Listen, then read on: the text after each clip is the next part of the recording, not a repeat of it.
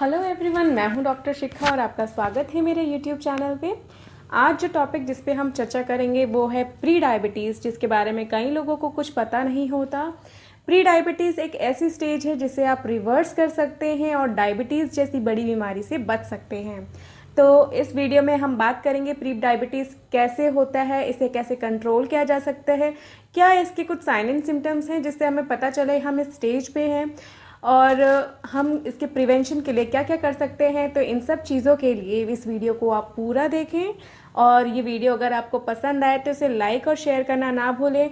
ऐसी और informative videos के लिए मेरे चैनल को सब्सक्राइब करिए। तो चलिए स्टार्ट करते हैं।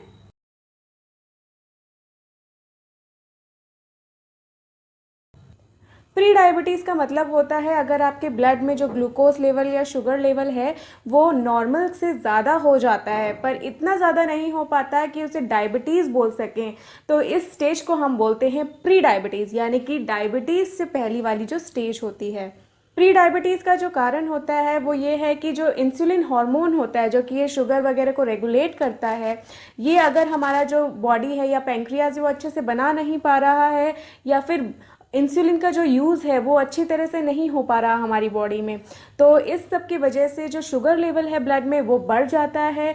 और कई लंबे टाइम तक ये बढ़े हुए शुगर लेवल के कारण हमारी जो ब्लड वेसल्स होती हैं, नसें होती है, आर्टरीज, वेन, ये सारी डैमेज होने लग जाती हैं। और हमारी जो हार्ट प्रॉब्लम्स है या फिर डायबिटीज़ है, हाइपरटेंशन जैसी दिक्कत जो है, ये हमें लंबे टाइम के बाद होने लगती हैं। इंसुलिन जो होता है ये एक हार्मोन होता है जिसका काम होता है जो भी हमारे ब्लड में शुगर है या ग्लूकोज है उसको ये फिल्टर आउट करता है हमारे ब्लड से, और एक जो नॉर्मल शुगर लेवल होता है ब्लड में उसे मेंटेन करके रखता है। जो एक्सेस शुगर फिल्टर आउट हो जाती है उसे ये एज अ ग्लूकोजन स्टोर कर देता है लिवर में, या फिर इसे फैट में या फिर कोलेस्ट्रॉल में कन्वर्ट कर देता है। यदि आपके ब्लड में जो शुगर लेवल है वो बहुत ज़्यादा हो जाता है तो ये हमारी आर्टरीज को डैमेज करता है। लंबे टाइम तक नसों में हाई शुगर लेवल की वजह से प्लाक बनना शुरू हो जाता है, एथेरोस्क्लेरोसिस हो जाता है, नसें जो हैं वो बंद होनी शुरू हो जाती हैं, जिसकी वजह से स्ट्रोक जैसी दिक्कत, हार्ट अटैक जैसी दिक्कत, ये सब होने लगता है। ब्लड शुगर ज़्यादा होने का एक और कारण होता है इंसुलिन रेजिस्टेंस।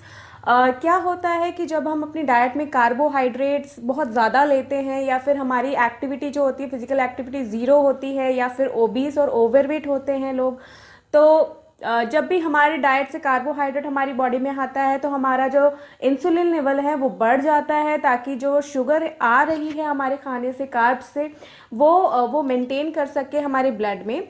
पर अगर हम बहुत ज़्यादा कार्बोहाइड्रेट लेने लग जाएंगे तो फिर इंसुलिन की प्रोडक्शन भी उस हिसाब से बहुत ज़्यादा होने लगेगी, और ज़्यादा इंसुलिन जो होता है हमारी बॉडी के लिए बहुत टॉक्सिक होता है।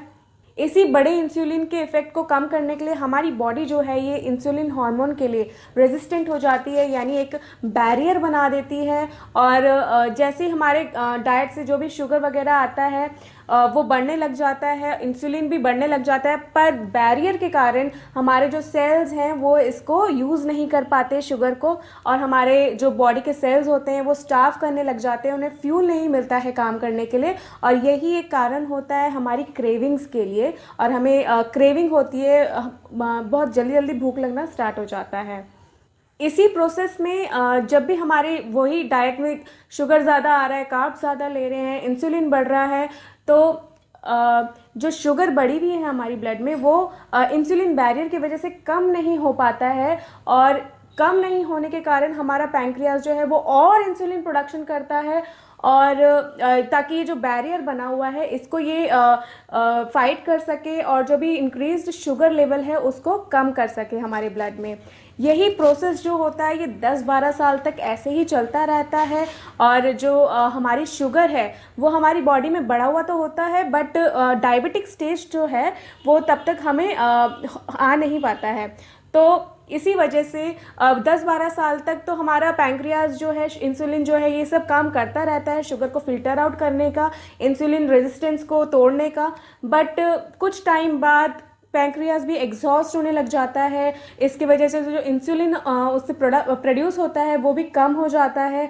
और इसी तरह अगर हम डाइट जो है ध्यान ना दें और कार्ब ज़्यादा लेते रहें तो शुगर की प्रोडक्शन ज़्यादा होती रहती है, हमारे ब्लड में जो शुगर लेवल है वो बढ़ता रहता है। और यही सब जो लेकर हमें जाता है एक डायबिटीज़ की स्टेज में। और यही कारण होता है डायबिटीज़ का। जिन लोगों को भी टाइप 2 डायबिटीज़ डायग्नोस होता है वो प्री डायबिटीज़ के स्टेज से ही होकर जाते हैं। मतलब अगर आपको डायबिटीज़ है तो फिर आपको पहले प्री डायबिटिक स्टेज जो है वो रहा होगा, इसी वजह से आप आज की डेट में डायबिटिक पेशेंट हैं। अब बात करते हैं कि ये जो प्री डायबिटीज़ की स्टेज है इसके लिए हाई रिस्क कौन लोग हैं या फिर किन्हें ज़्यादा खतरा है प्री डायबिटिक होने का। तो सबसे पहला पॉइंट है जो लोग ओवरवेट हैं, ओबेसिटी है, बीएमआई के हिसाब से उनका जो वेट है वो कैटेगराइज होता है ओवरवेट में या फिर ओबेसिटी में। तो ये फर्स्ट इसका हाई रिस्क का रीज़न है। जो लोग मोटे हैं, ओबीस हैं, वो प्री डायबिटीज़ के शिकार हो सकते हैं। सेकेंड रीज़न है अगर आपके ये फैमिली में चलते आ रहा है, यानी कि आपके दादाजी नाना जी को रहा हो और आपके फादर को भी रहा हो, तो फिर चांसेस बहुत ज़्यादा हो जाते हैं कि आपको पास ऑन हो सकता है। इसके अलावा अगर जिन्हें पहले डायबिटीज़ रह चुकी है, जैसे कि जेस्टेशनल डायबिटीज़ होता है जो कि प्रेगनेंसी के टाइम पे देखा जाता है, तो उन लोगों को भी चांसेस होते हैं कि आगे जाके अगर वो अपने लाइफस्टाइल में ध्यान ना दें, एक्टिव ना रहें, तो उनको वापस से जो प्री डायबिटिक स्टेज है वो हो सकती है और अल्टीमेटली वो डायबिटिक हो सकते हैं। इसके साथ साथ जिन लोगों की उम्र जो है वो 40 से ज़्यादा होती है उनमें ये जो स्टेज होती है इसका रिस्क ज़्यादा होता है। जिन लोगों में हार्मोनल दिक्कत ज़्यादा होती है जैसे कि पीसीओएस, तो उन लोगों में भी ये हाई रिस्क कैटेगरी में आते हैं। इसके साथ साथ जिनका ब्लड प्रेशर कंट्रोल में नहीं होता, हाइपरटेंशन रहता है, बैड कोलेस्ट्रॉल बहुत बढ़ा हुआ है, एलडीएल बढ़ा हुआ है, ट्राइग्लिसराइड्स बढ़े हुए हैं, तो वो सारे लोग जो होते हैं हाई रिस्क केसेस में आते हैं। बात करते हैं कि इसका डायग्नोसिस कैसे हो सकता है, हमें कैसे पता चलेगा कि हम प्री डायबिटिक हैं।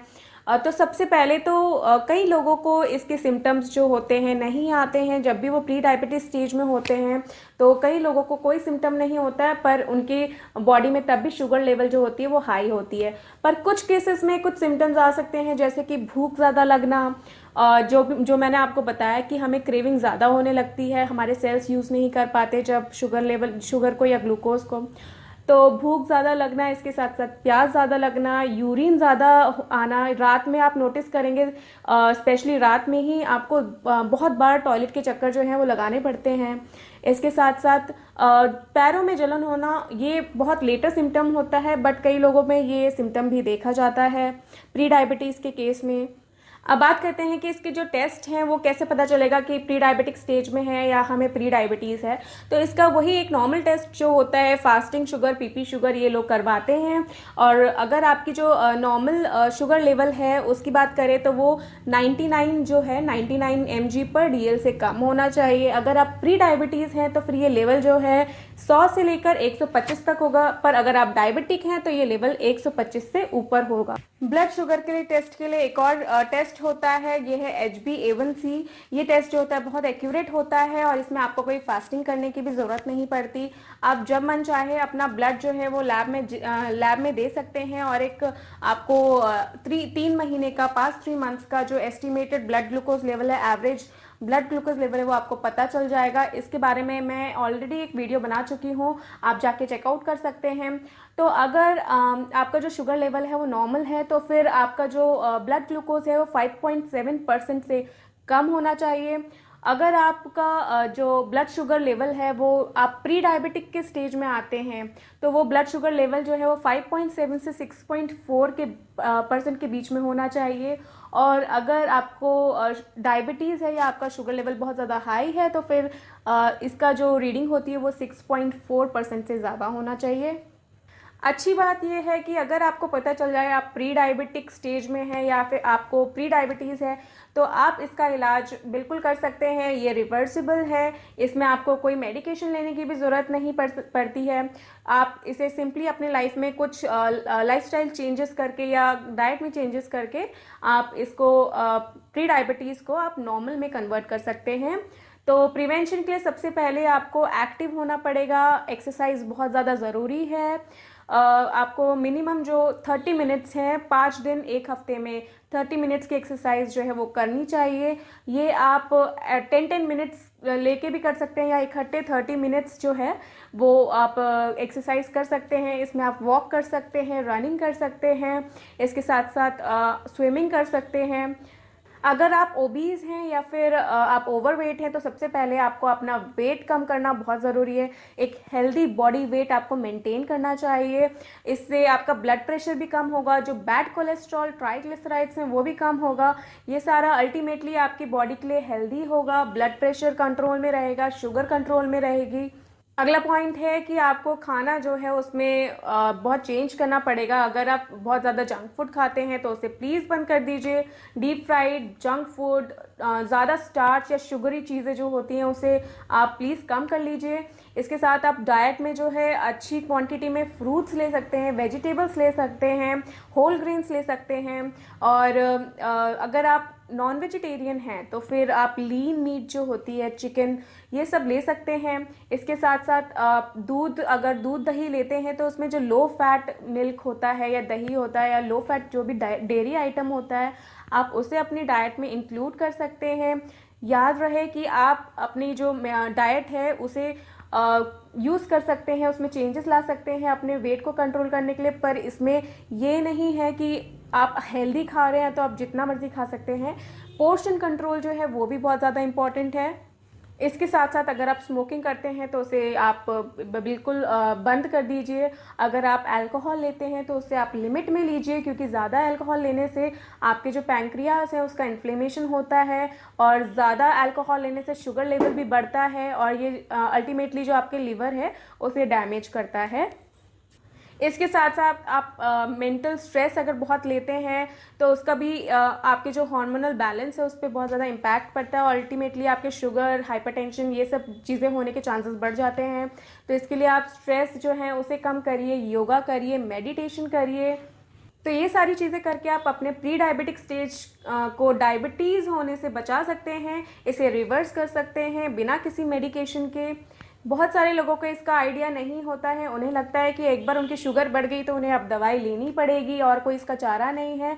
पर अगर आप शुरू से ही ध्यान रखें, 40 साल के होने के बाद आप साल भर में या 6 महीने में अपना शुगर लेवल है वो टेस्ट करवा सके, स्पेशली जो हाई रिस्क केसेस होते हैं वो लोग अगर अपना ये रूटीन बना लें तो फिर आप प्री डायबिटीज़ जो है इस स्टेज से बच सकते हैं और डायबिटीज़ जो है होने से अपने आप को बचा सकते हैं। अगर आपको इससे रिलेटेड कोई क्वेरी हो तो आप मुझे कमेंट बॉक्स में कमेंट कर सकते हैं। इसके साथ साथ अगर आप चाहते हैं मैं किसी और टॉपिक पे वीडियो बनाऊं, किसी एजुकेशन में, मेडिकल एजुकेशन के लिए वीडियो बनाऊं, तो आप मुझे वो टॉपिक भी कमेंट बॉक्स में बता सकते हैं या फिर जो मेरा ईमेल आईडी है वहाँ पे आप मुझे मेल कर सकते हैं। मिलती हूँ आपसे अगली वीडियो में और इन्फॉर्मेटिव कंटेंट के साथ। Till then goodbye, stay healthy, stay aware.